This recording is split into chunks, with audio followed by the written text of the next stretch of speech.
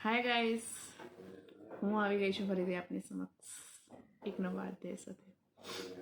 આજે સવારમાં મેં જય વસાવડા સરની એક નાની એવી વિડીયો ક્લિપ જોઈ, જેમાં એમને અદ્ભુત પ્રશ્ન પૂછ્યો કે શું આજની જનરેશન પ્રેમ કરી શકે છે.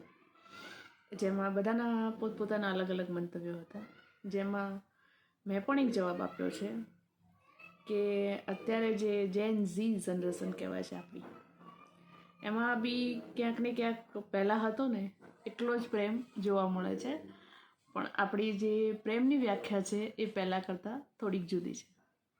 પહેલાંના લોકોમાં જે ટુ ડીપ લવ હતો એ અત્યારના લોકોમાં છે જ, પણ ક્યાંક ને ક્યાંક જનરેશન ગેપ છે. અત્યારે એમને વાત કરી કે નવું મૂવી આવ્યું હતું હમણાં સૈયારા, એને જોઈને કે લોકો એટલા બધા પ્રભાવિત થયા કે ધીસ ઇઝ ટુ ડીપ. એમના માટે તો એટલો પ્રેમ પણ બહુ ઇનફ હતો, પણ કે આના કરતાં પણ બેસ્ટ પિક્ચરો પહેલાં બની જ છે, પણ આપણા માટે તો એટલો પ્રેમ પણ બહુ અદ્ભુત લાગ્યો એમ. એટલે મારા શબ્દો પ્રમાણે અત્યારની જનરેશન પહેલાં જેટલો જ પ્રેમ કરે છે, પણ ક્યાંક ને ક્યાંક એમના શબ્દો, વ્યાખ્યા, રહેન સહેન, જીવન એ બધું થોડું થોડું ચેન્જ થઈ ગયું છે પહેલાં કરતાં.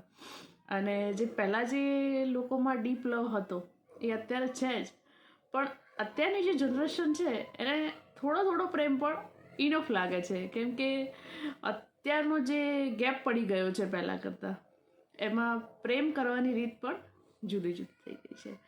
એટલે અત્યારે જે આપણી જનરેશન કહેવાય જેન ઝી, એમાં પણ મેં કહ્યું છે કે પહેલાં જેટલો જ પ્રેમ છે, અદ્ભુત લોકો અત્યારે પણ પહેલાં જેટલું જ વ્યક્તિત્વ સરસ બતાવે છે, એકબીજા પ્રત્યે લાગણી દર્શાવે છે, પણ શબ્દોની રીત થોડી પહેલાં કરતાં જુદી છે. અને અત્યારે પણ ક્યાંક ને ક્યાંક લોકોમાં પ્રેમ વ્યક્ત થતો જ હોય છે.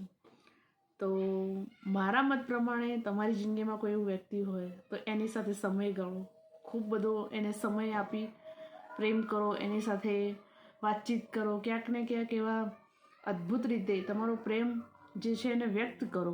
કારણ કે અત્યારે જે મેઇન પ્રોબ્લેમ થાય છે એ પ્રેમ વ્યક્ત ન કરી શકવાનું કારણે થાય છે, કે ક્યાંક ને ક્યાંક એટલો બધો ડીપ પ્રેમ હોય પણ માણસ કોઈ શબ્દોમાં વ્યક્ત નથી કરી શકતું. તો ક્યાંક ને ક્યાંક તમારો પ્રેમ અવારનવાર વ્યક્ત કરતા રહો, તો તમારી જિંદગી પણ એટલી જ રંગીન, એટલી મસ્ત અને સરસ ચાલશે. તો આજના અધ્યાયમાં બસ એટલું જ. ફરીથી જલ્દીથી મળીશું એક નવા અધ્યાય સાથે. ત્યાં સુધી આવજો.